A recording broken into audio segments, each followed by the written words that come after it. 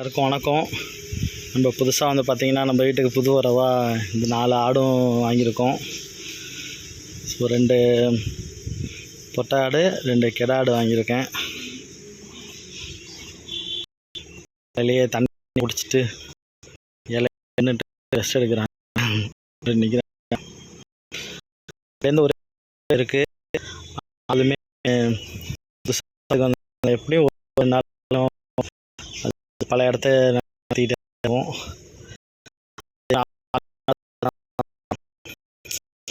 அது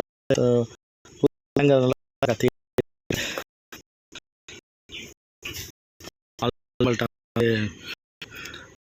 கட்டி ஏற்கனவே ஆடு வளர்த்து நம்ம பராமரிப்புலாம் அப்படி இருக்குது. கொஞ்ச நாள் டயத்துலேருந்து அவுத்து விட்டுட்டு ஃப்ரீயாக செல்மி விட்டுற வேண்டியதுதான். தானாகவே ஏறி கொட்டாயில் படுத்துக்கிட்டு தானாகவே இறங்கி